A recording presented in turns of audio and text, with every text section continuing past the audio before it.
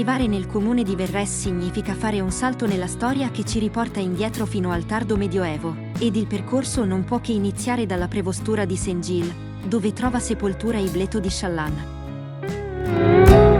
Proprio a lui infatti si deve l'idea della costruzione del castello di Verres, dopo aver ricevuto da Amedeo VI di Savoia il feudo omonimo. Il castello divenne, oltre che una fortezza, anche la sua dimora principale, ed i lavori per la sua realizzazione si protrassero per quasi un trentennio. È uno dei primi esempi di castello monoblocco, che per la sua struttura si differenzia notevolmente dalle precedenti tecniche realizzative, in cui venivano predisposti più corpi all'interno di una cinta muraria. Situato alla sommità dello sperone roccioso sovrastante il borgo di Verres, ed a picco sul torrente Evanson che scorre a valle prima di buttarsi nel fiume Dora, rappresentava un baluardo di notevole importanza militare.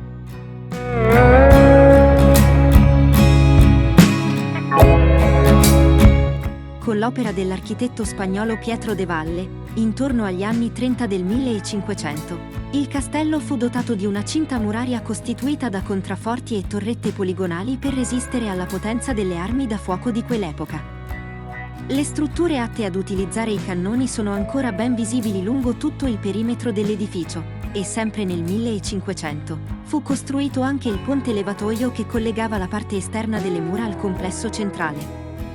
Accedendo al castello dove una volta era presente il ponte levatoio, chiuso poi da un primo portone, ci si ritrova in un'antiporta posta in salita ed incurvata in modo da rendere difficoltoso l'uso di strumenti di sfondamento, quali ad esempio gli arieti.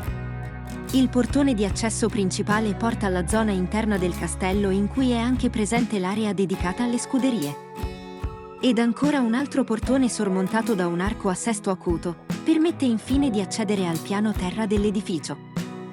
Il cortile interno del castello è un ampio spazio quadrato dal quale si accede ai due grandi saloni, posti ai lati orientale e occidentale del maniero.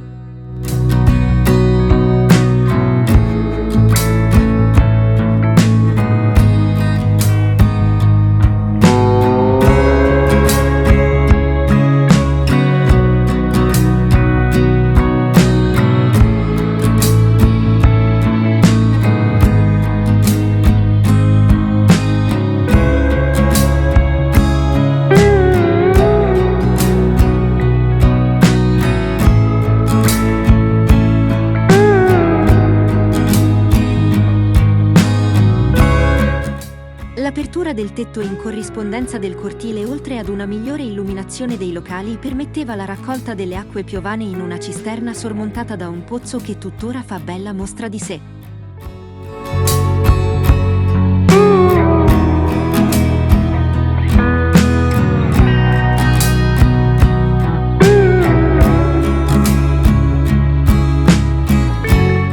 Salendo al primo piano colpisce immediatamente la porta con l'architrave riportante una frase che ricorda ai visitatori la costruzione del castello da parte di Ibleto di Challanne. Era questo infatti il piano padronale, affiancato dalle pertinenze in cui erano presenti il corpo di guardia e le strutture atte a difendersi da eventuali infiltrazioni nemiche dal piano inferiore.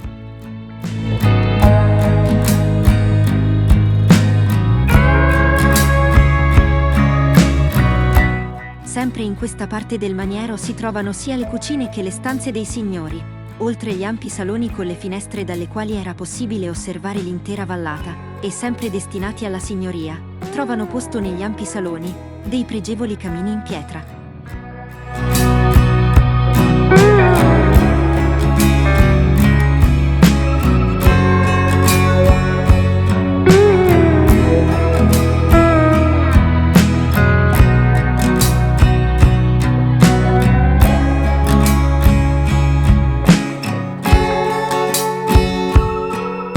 Di notevole impatto è la volta a vele multiple risalente ai tempi di Renato di Challanne che riporta al centro lo stemma della famiglia, insieme alle lettere R e M, iniziali di Renato e della moglie Mencia, copertura originale del castello arrivata intatta fino ai nostri giorni. Il secondo piano, identico come struttura al primo, era destinato sia agli armigeri che agli ospiti nobili del maniero. Questo breve e non esaustivo excursus sulla storia e sulla struttura del castello vuole solo essere un invito a visitare di persona questa struttura, approfittando delle competenti guide turistiche che racconteranno anche tanti episodi della lunga vita di corte che ha vissuto questo edificio.